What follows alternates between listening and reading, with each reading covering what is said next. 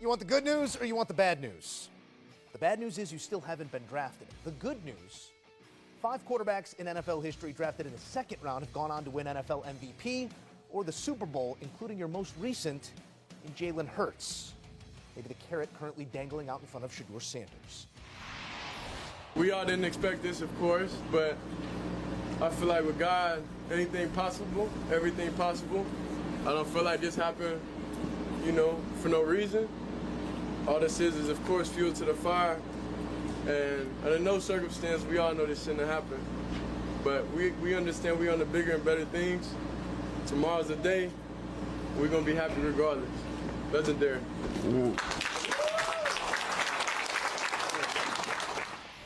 All right, some words there from Shedeur Sanders after his disappointment here on day one of the NFL draft. Ryan Wilson, Ran Carthon here to react and push it forward because the reality is exactly what he just said. He will have a team, and he now has a bigger chip on his shoulder to do something at the next level. Rand, when you look at the possible landing spots for Shedeur now and we look at the early stages of that second round, what does it look like? I think you still have QB-needy teams that entered day one needing quarterbacks that didn't make those picks, and you start with the Cleveland Browns, and we've talked about them sitting at 33 and 36. Could they do it? Possibly. And then you have the Raiders, because you traded for a veteran in Geno Smith, and why not have, if you have the opportunity to take a Shedeur Sanders and have him there to learn under Geno and bring him along, that's a good landing spot for him. And then the Saints at 40, we talked about them being linked to Jackson Dart and allegedly going to want to move up to take a guy, and now Shedeur may possibly be staring you in the face at 40. And I add, at some point or along this entire process, he's met with all 3 of those teams. And so there is some familiarity there. You're not just taking a shot on the guy just because he's there. Ryan, when you look at Shedeur and all that he can be at the next level, the skill set that he does bring, and the words that he offers there in his moment of disappointment, how do you really sum up this first day of the draft for Shedeur? You know, it's funny because you mentioned Jalen Hurts, and I think that's instructive on some level because I remember the Senior Bowl that year ran where it was Jordan Love there, Justin Herbert there, and oh, by the way, Jalen Hurts was the afterthought, fair or unfair. And I think Jalen Hurts quietly went about his business, did what he could in terms of what he could control, got drafted in the second round, as you noted, Joe, and then the rest is history, so to speak. He's certainly been more effective over the course of his career than either the first-round picks or the Senior Bowl within that year, and I think that's the way that Shedeur and his camp have to approach this. You can't control anything other than once your name is finally called, and what are you going to do from that point on? And there may be conversations down the road about maybe Shedeur rub some of these teams the wrong way, and he can use that as a learning experience going forward as well. Because, again, he's a young man. He's 22, 23 years old. He has a long future ahead of him. But it's important to learn from your mistakes in much the same way Jalen Hurts used that as motivation, not being a first-round pick, even though, as it turns out, he should have been. We have learned from the past, certainly over these last decades, and seen how you build football teams, and it's a little bit on day one. You want those star performers, but the depth, the real meat of rosters being built over these next couple of days. And we're looking at an interesting start to this second round with, as you mentioned, Cleveland having 2 picks early on. The Chicago Bears also 2 early picks. The phones might be ringing here in the not-too-distant future once that clock is active once again. How do you see the top of that second playing out for the Browns specifically? Well, the Browns can go a lot of areas because if you're looking at their wide receiver core, they still do not have a complement for Jerry Jeudy, right? And so we've talked about quarterback being a spot. Now you look at receiver because for a long time they were expected to take Travis Hunter at 2, who was going to fill that role. Right. And then you look in the backfield now because Nick Chubb is still unsigned. And so will they look at a running back at one of those 2 spots? So I expect them to kind of continue to bolster the offensive side with picks 33 and 36. I'll give you 2 names that could be potential targets there. Luther Burden III out of Missouri, big slot receiver, 6 feet, 200 pounds, ran sub 4.5.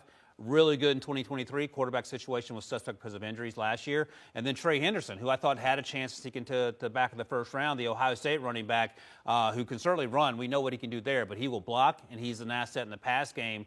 And those 2 guys immediately make that offense a lot better, even though, much like the Steelers, there are some questions at the quarterback position for Cleveland. Yeah, holes to fill, and we'll see if they do select at both of those spots or continue to maximize as they did here on day one of the NFL draft. You said you'll give me 2 names. I need 2 more from you. But let's start on the offensive side of the football. A name or 2 that really interests you heading into day 2, value presented that maybe even could have been a day one name.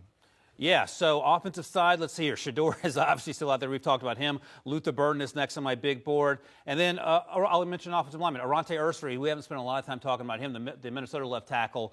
I wouldn't call him developmental, but he certainly needs some room to grow. Maybe not a day one starter. That could also be an option there as we scroll down my little big board here. The other name I'll mention, tight end Gunnar Helm. I like him a lot out of Texas. Ran in the 4.8s in the combine, but here's how tough he is. He ran on a bum ankle. I would have encouraged him as his agent not to run and then run the 4.6 at his pro day. He did it anyway. He plays much faster than that. He could be a potential target at some point on day two. A lot was made about this tight end class and the talent up top there. We did see a couple go in the first round of the NFL draft, but as narrative gets drawn and as these names get filled into the slots, you get stretched out. You do find guys like Helm who, in a different Plinko, if the chip falls in a different place, could have also heard his name earlier on. We're seeing all this value in the second round and where it's going to end up. A couple offensive names from you, Ram. For me, and Ryan mentioned Luther Burden, being one, and just a guy that he's a big slot now, but I think in time and in the right system, he's going to learn to play outside and be able to be moved around. And then I love the Gunnar Helm pick as well. But then you're looking at a guy like Isaiah Bond, who's here, had an incident come up here late. But you're talking about still an explosive wide receiver who can stretch the field, who's a playmaker with the ball in his hands. And so those are two guys, and especially with this receiver depth being where it is, and now you're going to start seeing these guys come off the board in day two. Another individual that prior to this season, maybe we thought that he'd be serving the role that his counterpart at Texas and Golden did here on day one. So we'll see what happens for those offensive names. Defensive depth, always a need in this physical league. When you look to some of those day two names, who excites you, maybe opportunity early on in that second round? The first guy that jumps off to me is Mike Green, because Mike Green was mocked to go as high as 15 at one point, possibly to the Atlanta Falcons, and there was a lot of interest from there. But in my mind, I think Mike Green is probably the most natural pass rusher, just in terms of being coordinated and understanding how to set up the moves. And then you go with a guy like Will Johnson, a big corner who was a projected first-round pick as well, who fits different schemes. Now, he had the injury that caused him to miss some time, and like like Ryan said, we'll draft him too. he didn't run. And the fact that he didn't run and there were questions about the speed is giving some teams some pause. Because I think if he ran, and if he would have run in the 4.5 range, we would have saw his name called today. No, exactly. That's right. And there was some concern whether he could do that. We'll never know. And now he'll be a day two pick. Nick Emmanwori, the safety out of South Carolina, tested through the roof, had great tape. I think he was just a victim of getting pushed down because teams were focusing on other needs. He's a first-round talent in my mind. You see here, he's the best available safety. Kevin Winston Jr. was hurt for much of the season out of Penn State. Then he showed up after a knee injury, ran a 4.5 about a month ago.